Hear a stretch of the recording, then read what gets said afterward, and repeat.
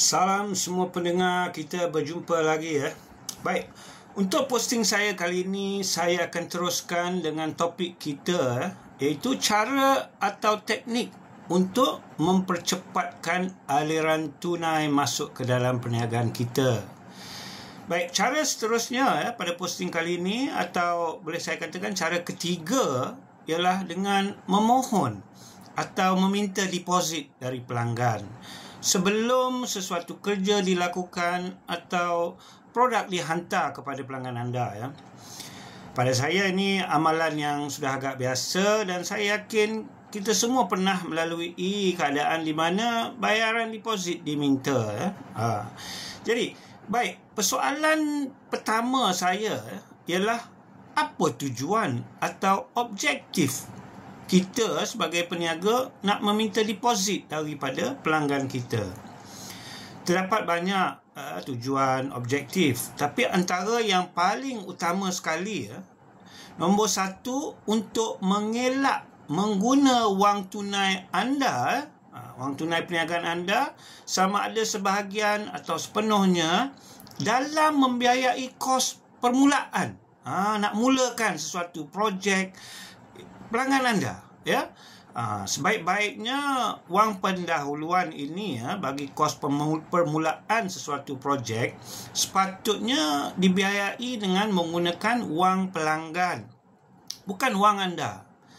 Ini sekaligus dapat mengurangkan risiko perniagaan anda daripada mengalami tekanan kekurangan aliran tunai. Ada usahawan yang saya pernah kenal sebelum ini beliau menggunakan wang dia sepenuhnya sehingga terpaksa berhutang sana sini sebelum pun projek pelanggannya bermula. Semua dia kena keluar duit dulu. Sampai pada saya ini amalan yang sangat berisiko tinggi kerana bagi tekanan tinggi kepada aliran tunai beliau. Dengan adanya deposit dari pelanggan bukan sahaja dapat mewujudkan aliran tunai yang lebih stabil dan senang diramal, ia juga dapat memendekkan jurang masa di antara perbelanjaan tunai anda dan masa kamu menerima tunai daripada pelanggan anda. Ini dapat memendekkan jurang masa ini. Atau seperti mana saya pernah terangkan sebelum ini, the cash conversion cycle. Objektif kedua pula ialah untuk mengurangkan risiko anda kerugian di mana pelanggan anda tiba-tiba batalkan projek separuh jalan, atau bila dah kerja siap dia pula tak nak bayar anda pula. Itu lagi masalah besar ya. Selain itu, tujuan kita minta deposit ialah supaya anda boleh menilai pelanggan yang selalunya sanggup bagi deposit ni, selalunya dia benar-benar committed. Dan kita boleh nampaklah keadaan keuangannya pun agak kukuh. Dan di sini insya-Allah dapat mengurangkan risiko pelanggan anda tidak bayar anda di masa hadapan. Dan akhir sekali, tujuan kita minta deposit adalah supaya kita dapat mengelak dari keperluan kita melakukan pinjaman, macam saya dah terangkan sebelum ini, bagi membiayai kos permulaan projek berkenaan. Sebaliknya, deposit ni datang dari pelanggan yang harus biayai kos tersebut. Baik, persoalan seterusnya pula, bila masa paling sesuai kita nak minta deposit dari pelanggan? Ini persoalan yang penting Jadi dia terpulang pada 4 senario di sini. Paling kebiasaan yang kita selalu temui ialah pada waktu tempahan tu diterima. Contoh, kita ada customer datang nak tempah kek. Waktu tu paling sesuai. Atau waktu anda tanda tangan kontrak, agreement. Contoh nak buat rumah, waktu sign agreement, waktu itulah paling sesuai anda nak minta deposit. Tapi kalau sekiranya perniagaan anda berasaskan temu janji, contoh kita jumpa next appointment, perniagaan salon kecantikan, dia selalu gitu ada temu janji akan datang. Anda boleh minta deposit sebelum temu janji itu supaya pelanggan anda dapat satu slot masa temu janji yang akan datang.